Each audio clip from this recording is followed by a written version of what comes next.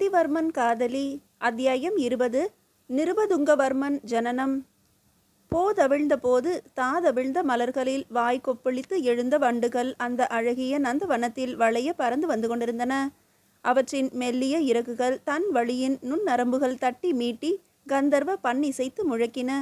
அழகிய காஞ்சிமா நகரின் திலகம் போல விளங்கிய அந்த பூங்காவை நோக்கி வானுயர்ந்த கூட கோபுரங்களில் வாசம் செய்யும் மணிப்புறாக்கள் கலகலவென்ற சதங்கையொலியுடன் பறந்து வந்த காட்சி கண்கொள்ளா காட்சியாக இருந்தது. இவ்வற்புத காட்சிகளை பார்த்தும் பாராதவன் போல அந்த நந்தவனத்தின் வசந்த மண்டபத்தில் தனித்து அமர்ந்திருந்தான் நந்திவர்மன். மரஞ்செடி கொடிகளின் நிழல்கள் கீழ்த்திசையில் வேகமாக நீண்டு சென்று கொண்டே இருந்தன. மேல் திசையிலோ செந்தூர குழம்பு வெள்ளம் பெருக்கெடுக்க ஆரம்பித்தது. இந்த இந்திரஜால விந்தைகளையாவது நந்திவர்மன் கண்டு கழித்தானா? இல்லை.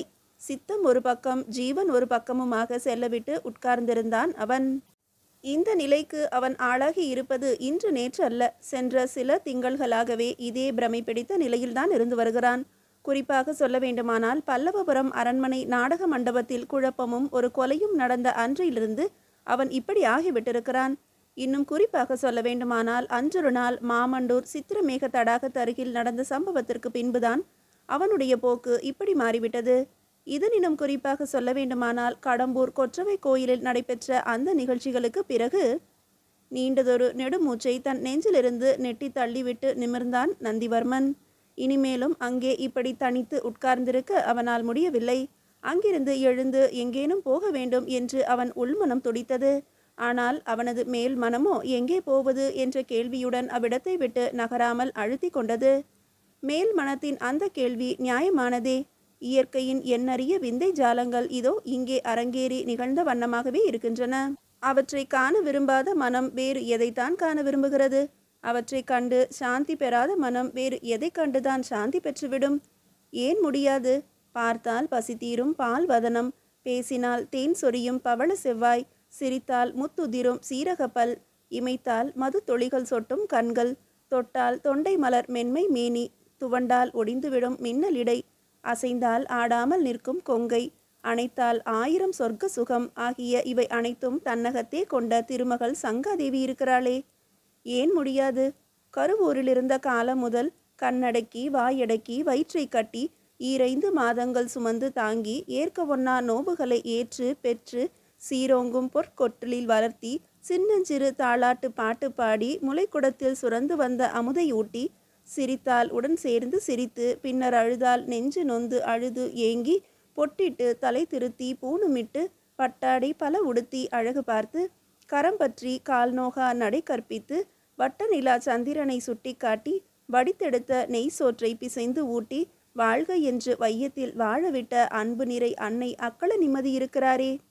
அறிவின் சுடர்மணியாய் ஆதிமொழி தமிழ் மொழியை அறிந்தவராய் அம்மொழியை நாவினிக்க சொல்லி தந்து அதில் புதுமை கொள்ளும்படி செய்தவராய் கற்பனை காவேரி கனிகள் கொய்து பொற்கொண்டு வார்த்தைகளில் பொறுக்கி கோர்த்து கற்கண்டு கவிதைகளாக ஆக்கி தந்து காலமெல்லாம் சிரஞ்சீவியாய் நிலைக்கும் கவிஞர் பெருந்தேவனார் இருக்கிறாரே. வாள் பிடிக்க வேல் பிடிக்க கற்றுத்தந்து மற்போரும் விற்போரும் பயிற்றுவித்து வாரணமும் பரிமாவும் அடக்கி நிற்க வகையான வழிகள் பலவும் கற்பித்து அர்த்த சாஸ்திர யுத்த சாஸ்திர விளக்கம் கூறி அவற்றையெல்லாம் கையாளும் முறைகள் காட்டி குருகுக்கோட்டை போர்க்களத்தில் குருவாய் நின்று தெள்ளாற்று படையெடுப்பில் துணையாய் சேர்ந்து கடம்பூரில் காலன் வாய்ப்பட்ட போது கண்ணனவே காப்பாற்றி உயிரளித்த மாவீரர் வாலிபடுகர் இருக்கிறாரே. இத்தனை பேர் இருந்தும் நந்திவர்மனுக்கு எங்கே போவது என்று தெரியவில்லை. யாரிடம் செல்வது என்று புரியவில்லை. வானத்தில் பலவித வண்ண மேகங்கள் குழம்பி கிடந்தன. நந்தியின் மனவானிலும் பலவித சிந்தனைகள், பலவித கவலைகள், ஏக்கங்கள், ஆசைகள், பலவித பயங்கள், குறைகள் என்று இப்படி ஒரேடியாக குழம்பி கதம்ப பொங்கலிட்டு கொண்டிருந்தன. என்ன துரதிர்ஷ்டம்! புண்பட்டு கிடக்கும் நந்தியின் உள்ளத்தை ஆற்றுவிக்கும் அருமருந்து போன்ற வாலிபடுகர் கூட இப்போது காஞ்சியில் இல்லை. கடந்த வாரம் அவர் புதுக்கோட்டைக்கு புறப்பட்டு போய்விட்டார். அங்கே தம் பெயரில் வாலிவடுகன் ஏரி என்று ஒன்றை வெட்டுவித்து கொண்டிருப்பதாக செய்தி வந்திருக்கிறது. கட்டாணி முத்தில் கடைந்தெடுத்த சிலை போன்ற சங்கா சென்ற சில நாட்களாக உடல் நலமின்றி இருக்கிறாள். உடல் நலமில்லையா மனநலமில்லையா இரண்டுமே சேர்ந்து கொண்டிருப்பதால் அவள் எங்கும் வெளியே வருவதில்லை. மனநலமின்மைக்கு பல காரணங்கள் உண்டு. அவற்றில் முக்கியமானவை 2. ஒன்று, தன் அரசபிரான் எந்நேரமும் ஏதோ கவலையில் ஆழ்ந்து உற்சாகமிழந்து கிடப்பது. இந்நிலையில் அவன் இருப்பதால் அவள் அவனிடம் அதிகம் நெருங்குவதில்லை.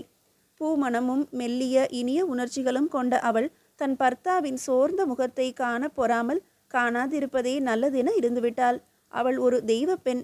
சரச சல்லாப சிருங்கார வித்தைகளில் தேர்ச்சியும் திறமையும் பெற்றிருந்தும் அவற்றை எப்போதுமே வெளிப்படுத்த விரும்பாதவள். மிக உயர்ந்த பண்பிலும் ஒழுக்கத்திலும் ஊறி வளர்ந்திருந்த அவள் பெருந்தன்மையின் வடிவாகவே இருந்தாள்.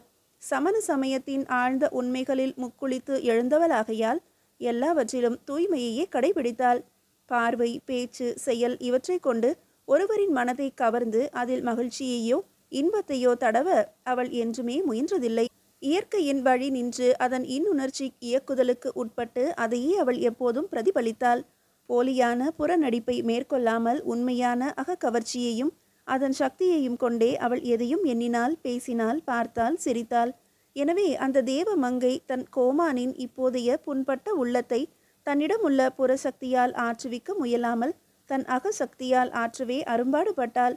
ஆகவேதான் அவள் நந்திவர்மனிடம் அதிகம் நெருங்குவதில்லை. இரண்டாவதாக, தன் உயிரணைய தோழியாய் இருந்த சித்திரக்குழலியின் மறைவு. தன் உயிரை காக்க அவள் தனது இன்னுயிரை பலியிட்ட அந்த சம்பவத்தை சங்காவால் மறக்கவே முடியவில்லை. என்ன கொடுமையான நிகழ்ச்சி, என்ன கோரமான குழப்பம்!